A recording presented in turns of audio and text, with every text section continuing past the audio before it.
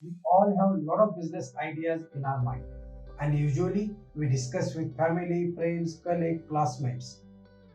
But most of the time, we are not able to finalize the idea and we are not able to start the business. And the simple reason for this, we are not able to find the worth of business idea, whether this idea will work, whether this idea is good enough. If you are the person who is not able to understand the worth of the idea, then this video is for you. Today we will be discussing about how to assess, how to analyze and how to validate your business ideas. Hello guys, my name is Yogesh Chite and I am the founder of Entire. Let's start. So there are many ways wherein you can analyze and validate your idea. But today we will be talking about 10 points which would definitely help you to understand the worth of your idea and to decide whether you should jump into this business or not. The first is purpose, or what is the problem you are solving, or what is the need. We'll consider example to discuss all these 10 points. A easiest example would be milk or dairy business. So let's understand, you have got the idea that you want to get into milk and dairy business, and now you want to see whether this idea is good enough for you or not. So what is the purpose of milk, milk products, dairy industry, milk industry? As in, these are satisfying the need. Every family needs milk and milk product every day. So that comes under need.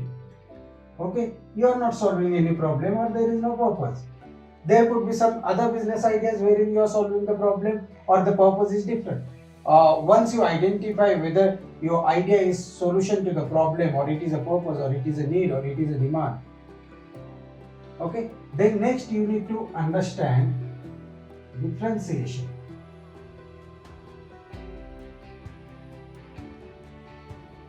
Some people call it USP, or you need to understand the lacking. We'll continue with the example of milk. So, is there any differentiation you are going to place in the market? You can't change the functionality of the milk or type of the milk. All the people, all the existing players are serving all types of milk and milk product. Tone milk, double tone milk, standardized milk, full fat milk, cow milk, organic milk, A2 milk, buffalo milk, all sort of milk. Milk into bottle, milk into pouch, milk into tetra pack, paneer, curd, Srikhand. Every product is being manufactured, processed and sold by most of the people. So there is no differentiation you are planning, or there is no USP. But if you want to plan it, then you have to look for another option, as in, can you plan something into service, can you plan something into payment, can you plan something into quality. So let's say early morning we would be delivering milk to your house. A lot of people are doing. You would be delivering quality milk, you would be delivering on demand milk. You just order and within 30 minutes you would get milk, right? So there is little scope in differentiation. But there would be some ideas, but you might have different ideas wherein the scope for differentiation is different. Let's understand whether milk industry is lacking somewhere. Yes, it is lacking in terms of transportation, in terms of logistics, in terms of distribution, in terms of margin, and most of the lacking points are in the production of milk in the dairy farming segment. So you can create your USP or differentiation point by serving a lacking points or where the industry is lagging behind. So you have to write your USPs here. These are the 2 points. The next point is margin play. We'll continue with the same example of milk. Let's say farmer, the cost of production of 1 liter to the farmer is, let's say, 25 rupees. They are selling it to collection unit at certain price, then it is getting processed, then it is getting distributed, then retailer, then end buyer. This is the whole ecosystem of milk industry. For end buyer, the MRP is approximate 60 rupees. Now consider 25 and 60, this is almost 2 point something times. And all this 2.25 times means 35 rupees is getting distributed to all these people. 35 rupees to all these people. This is not profit. This is operational cost plus profit.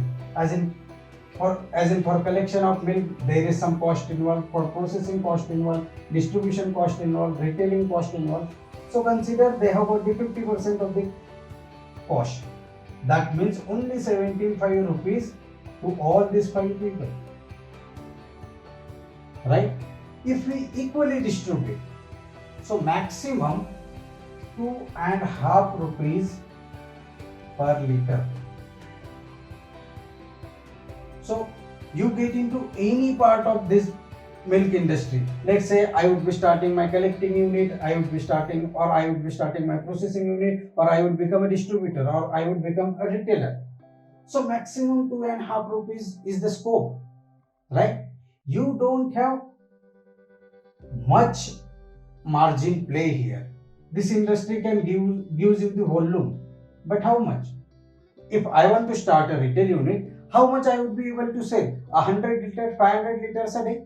You can consider, let's say, a 250 liters into 2.5, 625 per day. Am I looking for this kind of profit in a day? That means almost 18,000-20,000 rupees a month. So I don't have a margin play here. Consider another example. If you want to sell the toothbrush, the manufacturing cost of toothbrush might be 3 rupees, right? The selling cost would be 50 rupees. Now consider here is a 47 rupees gap. And if we distribute along with all these people who are manufacturing it, who are distributing it, okay, at least you would get 5 to 6 rupees or more than that. By this way, you can understand what is the margin play and what is the volume. Volume is important. If you are getting 1 rupees per product and you are able to sell 1 lakh pieces in a day, that is good business. But if you are getting 500 rupees per product and if you are selling 1 per day, that is not. So you need to understand margin play plus volume.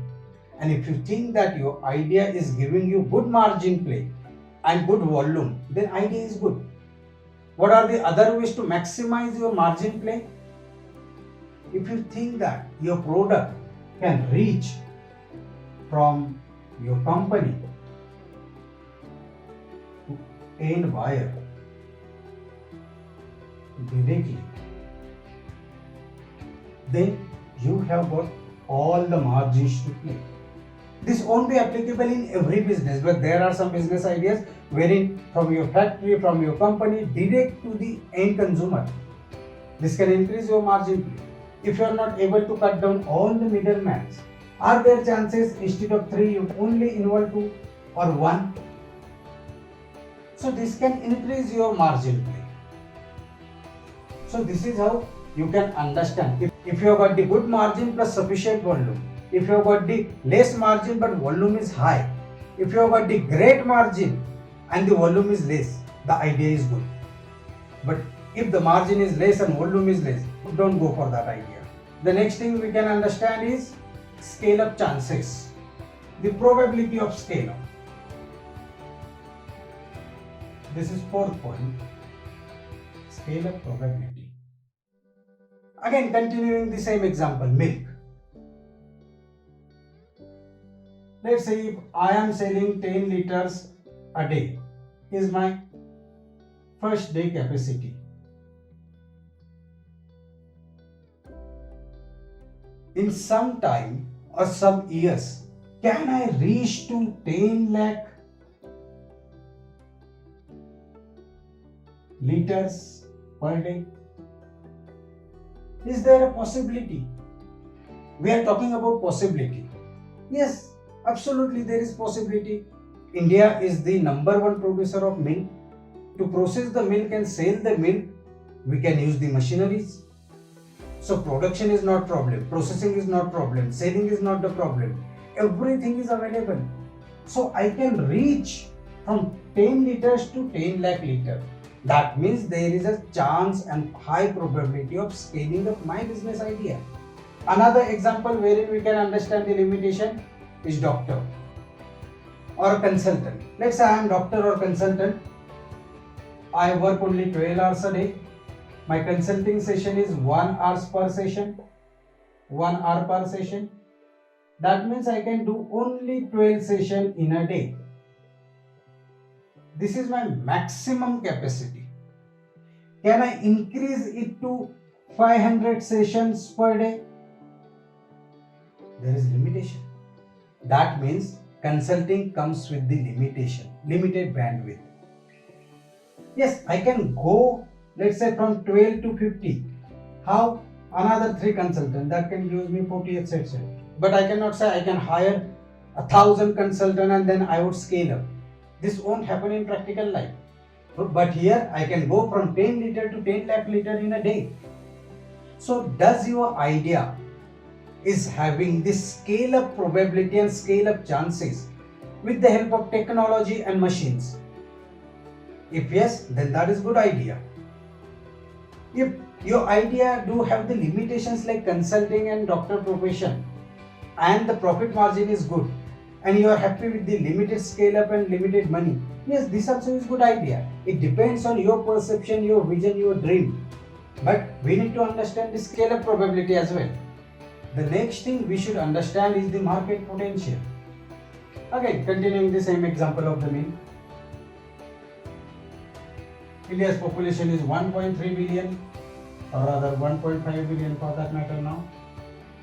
On an average, if we say that 100 ml of milk is consumed by every Indian, this is just for calculation. Okay, that means every 10 person 1 liter of milk. That means almost 15 crore liters a day is the market potential.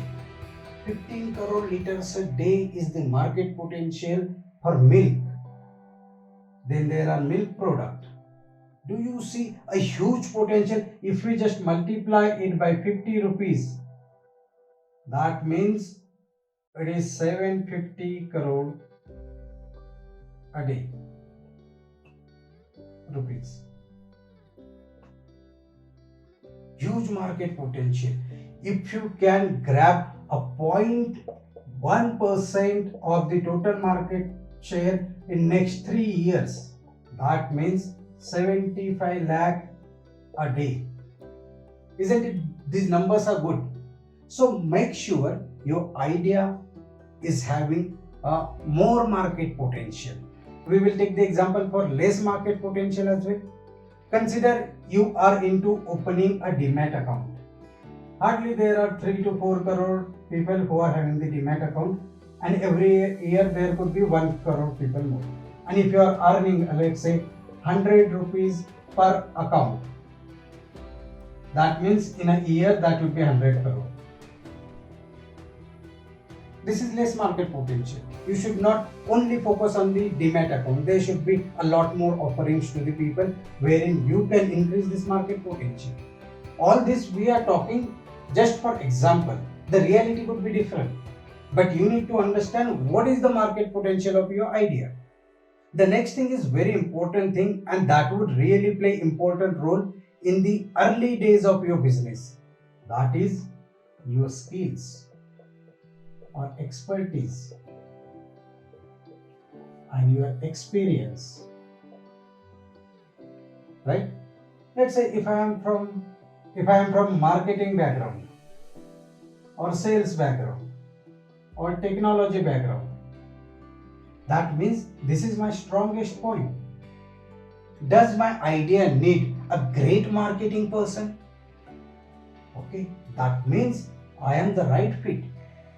Does my idea need technology expertise? That means my skills and my ideas are matching. If I am from sales and my idea doesn't require sales skill, that means I have to be dependent on somebody else. And that is not good thing. So make sure your experience, your skills, your expertise and the demand of your idea or the business and the startup is matching up. In that case, you can think your idea and your experience are matching, and that is the good thing. And that is the best possible thing to start. I'll give you example here. Mark Zuckerberg is a techie. He has wrote every single code for his website application by his own in early days. And he could talk to the people, he could understand their programming, he was making the better version of Facebook day and day. If Mark would have not been from the tech industry and he would have from the marketing industry, what are the chances that Mark would have got a great product in the initial days? Yes, we can solve this problem, but by hiring or by collaborating with other people.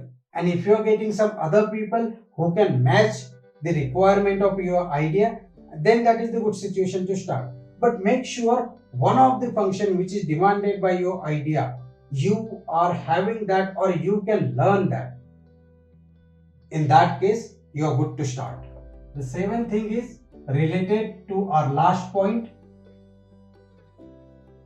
is resource arrangement.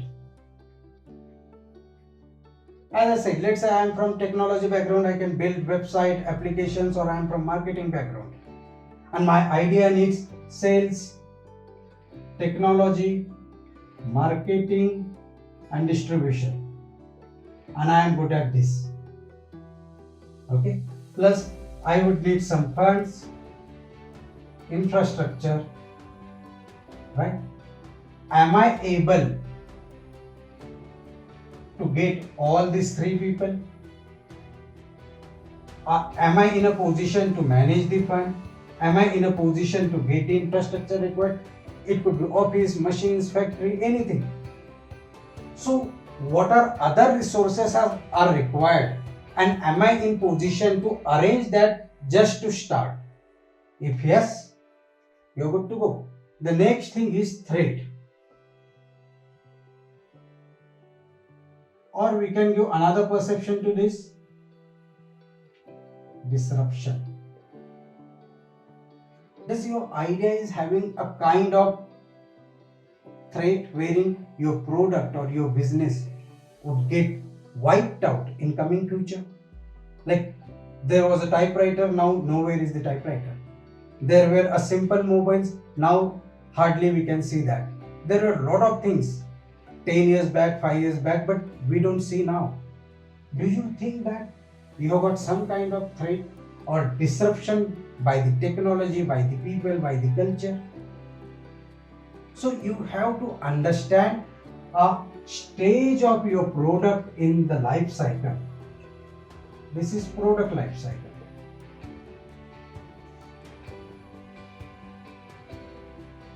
Okay, this is start. This is nascent stage, as in about to born. You can say somewhere here AI, ML, machine learning, artificial intelligence, then cryptocurrency, they are about to start now. They have to see long time for day. Right? You need to understand where is your product. Milk cannot be disrupted by the technology, but could be affected by the other alternatives available like soy milk, almond milk, chia milk, hazelnut milk. So the community of vegan people are increasing day by day, and that is the one of the kind of threat or challenge to the milk industry. Do you see any threat or disruption to your product, your industry? You can understand by product life cycle. And if you see that your product is on a decline stage, this is the matured stage.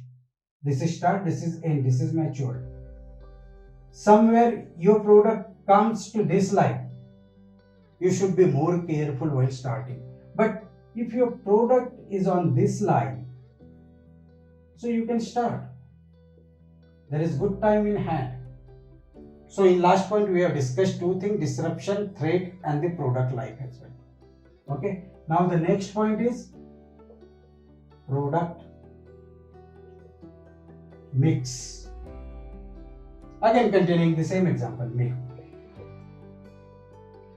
At least there are 10 types of milks, at least 5 types of packaging, 4 type of size, 1 liter, half liter, 250 ml, 5 liter, and there could be 10 to 15 products, right? So my portfolio could be huge if I am planning to get into dairy industry or milk business. What should I start with? Should I start with milk? So what would be my milk type?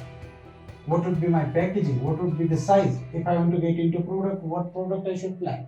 So one best advice I'd like to give here: identify a most easiest product with sufficient margin. Most easy product in terms of production, in terms of sales, in terms of making it available in early days. Let's say you can pack the milk in pouch of 1 liter and you would deliver it manually to houses. This should be your start. Another example I'd like to give: we all are using WhatsApp. When WhatsApp was launched, only chatting feature was there. Then they added status, video call, audio call, WhatsApp payment, WhatsApp business. Do you think that these people have added some features or product on the go? Amazon's in early days were selling only books. Now Amazon is selling more than 5,000 and 10,000 products. Do you see the difference? What they are today and what they were, with lot of products, services and features. They started with the one solution, one product and one feature. So whatever is your idea and however the features are good, you can say that okay, this feature can really make us successful. It's okay, but start with the basic need first. Master that basic need, master that business, understand your market, understand the problem, understand the distribution channel, the payment problem, the margin, where the industry is going, what your target market wants, and then unfold your one feature, one product, one service, and start increasing your product mix. So this is how you can understand whether your idea is good enough, by analyzing on these 10 points, and you can give the proper validation. Though there are many other points which can be discussed, but I think these 10 points are most important to make a decision whether you should get into this business or not. I hope you like this video and you got to learn something new today. Please like, share, comment and subscribe to our channel. Thank you. See you again.